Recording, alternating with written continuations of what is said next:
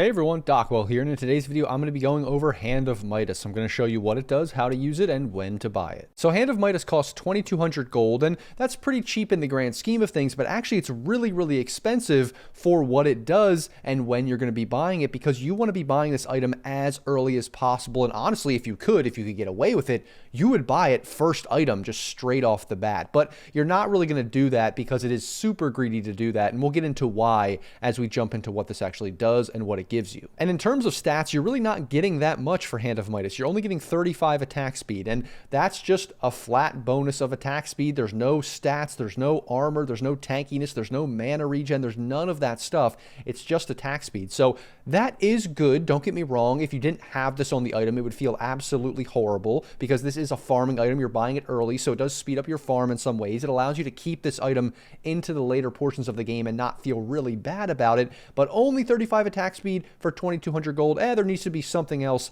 that obviously is beneficial for this item for it to be worth it. And that's because the main reason that you're going to be buying Hand of Midas is for this active component. And what this does is it basically kills a creep in the jungle or in the lane and converts that creep into 160 gold and 2.1 times the experience of what you would normally get from that creep. And so that's the real reason you're going to be buying this, and why you want to be buying it early, because you want to be getting this extra golden experience as quickly as possible, especially because having Hand of Midas in your inventory is kind of a waste other than the attack speed. Like I said, the attack speed is good to have, don't get me wrong, speeds up your farm, is good for carries that need that attack speed, that have some kind of proc like a crit or whatever, but for the most part, that attack speed is only a small benefit for what you really want, which is the active that gives you this golden experience. And then the last couple things I wanted to mention about the item before I show you how it works is just that it says down here, max charges 2 and base charge restore time 110. And basically what this does is it was a change in the last few years from what Midas used to be, which Midas was just an item that you bought.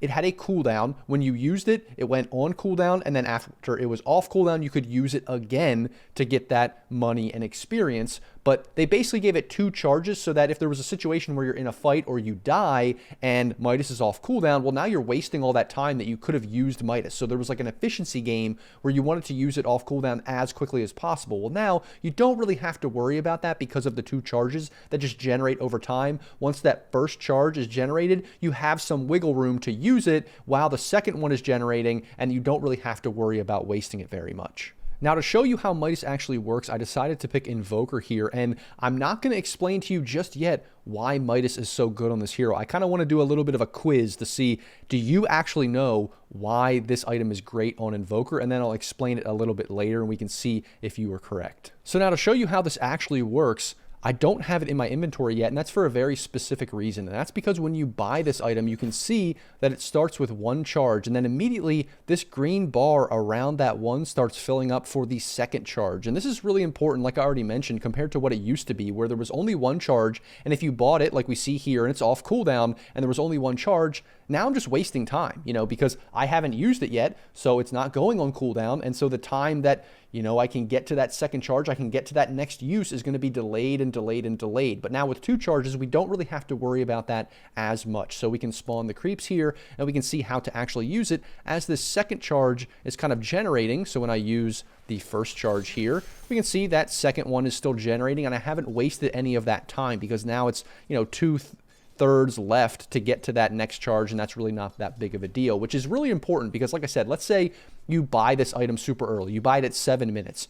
Well, if, let's say, you hit 2 charges for some reason, you forgot to use it and you're wasting time, let's say you waste 30 seconds, well, now technically, like effectively, it's more like you bought it at 7 minutes and 30 seconds. It constantly delays the time that you actually bought the item or the efficiency of the item. So that's why you want to be using it off cooldown as much as possible, never wasting charges, and getting it as early as possible so that you can get as much gold and experience from this item as possible. And that's really the efficiency game of Midas. And then the last thing to show you is just if it is maxed out, so if we refresh here and we have 2 charges, we can see that now I am wasting time because there's no green bar generating. The 2 charges are already there. So I want to use it now as soon as possible to get that next charge generating. And if I have 2 already, I can just use it again. I can use it on a range creep to secure that experience. I can use it even on a flag creep here to get that gold as well. So it gives that bonus gold. It's not just the flat 160. You also get that extra gold from the creep. So that's very, very important. And now we can finally talk about what heroes like to buy Midas and why. And we're going to start with Invoker. I'm going to explain why Invoker actually likes Midas and see if you are correct. So a lot of people think of Midas as a farming item, as a gold item, and you're not totally wrong. That is part of what the item is good for. But if you think about it, you're kind of wasting, quote unquote, in a way, 2,200 gold. And yes, you're getting gold back, but it takes a long time throughout the game to actually get more gold than you're actually spending on the Midas. So in that way, the real benefit of Midas is experience. And that's why Invoker is such a good Midas buyer, because this hero loves experience. This hero wants to have as much experience as possible because all of those levels help level up all of your abilities and make them more powerful. So that's why this is probably the quintessential, best Midas buyer in the entire game. Almost the only other one I would think of would probably be something like Arc Warden, because you get double Midas. But these heroes love Midas, not just because of the gold, but really because of the experience. And so you can think of Midas as not just a farming item, but really an experience item, just amping up your entire farm, your level, and everything in general. Where, let's say a Battle Fury, let's say a Maelstrom, yeah, that gives you more impact in fights, it gives you more gold in general, but Midas is more like an advance my entire game, advance my gold, advance my farming, advance my experience in general. So if I get this at 5 minutes, at 25, 30 minutes, I'm just going to be so much more powerful than anyone else on the map because I got Midas so early. And so with keeping that in mind, we have Invoker, we have Arc Warden, we have Doom, we have Ogre. We have these heroes that really like buying Midas just because their abilities, their kit in general is tailored to Midas. They get multiple Midas charges like from Ogre or Arc Warden. Or with Invoker and with Doom, it just kind of amps up what they already want to do, and they don't really need anything else for that. So they just want to buy this super early, and then they get super rich and have a lot of experience, and just makes them one of the richest heroes on the map and have super insane impact. And that's the first class of hero that likes to buy Midas.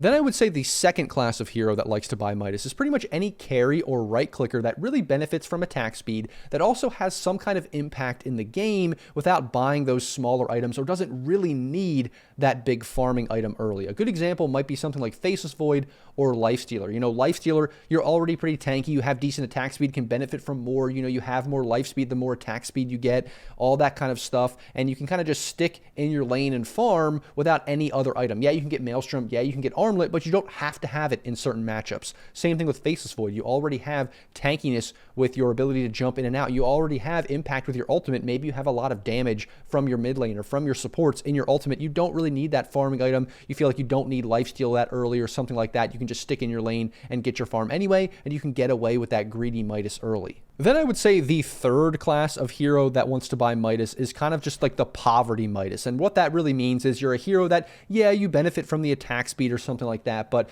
you wouldn't love buying Midas. Really, the only reason you're buying it is because it's a pub and you had a terrible lane and you're losing, and you feel like if you go one of these early game items, you're not going to have impact. I think a perfect example of a hero like that is Slark, because a lot of, the items you're buying at the 5 to 10 to 15 minute mark are things like Diffusal, Echo Saber, things that help you stick on the map, be tanky, run people down. Well, if you got crushed in your lane, if you actually have no game whatsoever, then are you really going to have much impact with Diffusal? I mean, you can, don't get me wrong, you can certainly turn it around by having impact in the mid game, but maybe sometimes you're just like, your mentality's off, you had a terrible lane, you just want to say, okay, I'm going to buy Midas and I'm going to recover so that at 25 minutes, now I have a little bit more impact, I have the items I need, I have the experience I need, that I'm not just going to be this poverty carry for the entire game. And so there are heroes like that you can just stop for a Midas if you're having a bad game to just catch up a little bit, so that that once it hits 25, 30, 35, 40 minutes, now you're pretty good, you're in a good shape, you're in a good position to actually make a comeback and have impact on the game. Then before I move on, I'll just give some honorable mentions as well. I think OD is another kind of class 2 that can get away with Midas because maybe you don't really need another item. Spectre is one that could get away with Midas because maybe you don't need another item. Maybe you feel like you're not really having much impact other than just ulting in, and you feel like you don't want to save up for the Radiance or something like that. You're just going to go for the Midas and then go right into the Orchid and the Manta or something. So there are all these other kinds of heroes that can get away with Midas a little bit here and there. Maybe something like an Enigma wants to buy Midas. There are these heroes that that will buy it occasionally. But then pretty much every other hero, if you're buying Midas, it's like a poverty Midas, like something like Slark, or there's heroes like Phantom Assassin or Anti-Mage. You're probably never buying Midas on these heroes just because they really want Battle Fury every game. And so it's just going to be better to just get the Battle Fury as soon as possible. Even if it's delayed, you're almost never, stopping back for a Midas if you're having a bad game. You just want to get that one item you need as early as possible. And then finally, how do we actually build Midas? Well, it's really simple. It's just a Glove of Haste and a recipe. And the recipe is super expensive. It's $17.50. That's kind of insane. So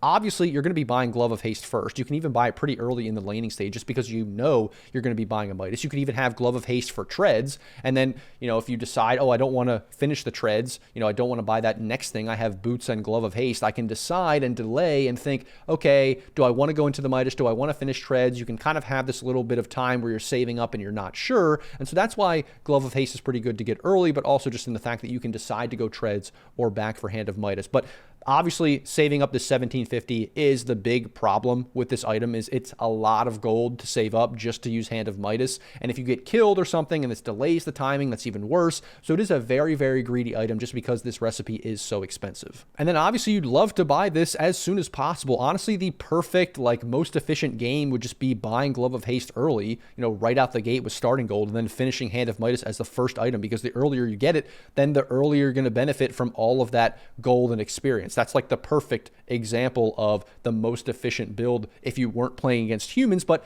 you're playing against humans, so you need regen and tangos. You might need Quelling Blade to last hit. You might even need a Wraith Band. You want to finish treads. You might need to get a farming item, so you're not going to be buying Midas all the time. And that's kind of why I mentioned that having this Glove of Haste and building into treads and debating if it's a good Midas game or not can be kind of the time where you're deciding whether or not you want to go Midas. And then obviously it'd be great to get it as early as possible, before 10 minutes, so you can benefit from all that golden experience. And then when it hits 30, 40 minutes, it's paid for itself. You have more gold even. And then, you're getting 5, 6 slotted. You want to sell this item or at least put it in your backpack for another item, use it off cooldown here and there, and then eventually get rid of it once it gets into late game, and you've reached that late game stage sooner than a lot of other heroes because you had the Hand of Midas. And so that's where it really, when it pays off. It's kind of one of these things that it's super greedy. It doesn't really do much for you in the 10 to 30 minute mark, but then after 30 minutes, it really pays off. And so that's why you want to get it as early as possible and not waste any of those charges with the 2 charges. That is really easy to do these days. And then the very last thing to comment on is what actually makes a good Hand of Midas game. And that's very, very difficult to describe and explain. It's kind of very much a feel thing on a very specific hero in very specific matchups. And I kind of already talked about it with something like Lifestealer, with something like Faceless Void. If you're one of these heroes where you feel like, hey, I can stick in my lane, I can survive in my lane, they can't really kill me, I don't need anything else to really do much right now, and I can totally get away with this because I'm having such a good lane. It's 5 or 6 minutes, I already have 1,000 gold saved up. I already have my Glove of Haste sitting in my inventory. I don't really need to go for any other farming item because I've crushed my lane so hard with all these other smaller items that I can just go for this Midas, and it's really not going to hurt me that much. I could get it by 10, 11, 12 minutes or even earlier, and I'm just going to have a free game. That's like the perfect example of a good Midas game. And then obviously the other time to buy Midas is, like I said, the poverty Midas, where it's just like, okay, my game is trash. I don't really feel like buying any early game item is going to help me, so I just need this Midas to catch up, and that's really the only thing that's going to bring me back, and I'm not a hero that likes to buy Battle Fury or something like that. And that, everyone, is Hand of Midas. I hope this helped you better understand the item and when to buy it. As always, guys, if you like the video, don't forget to like, comment, and subscribe. Thanks for watching, and I'll see you in the next video.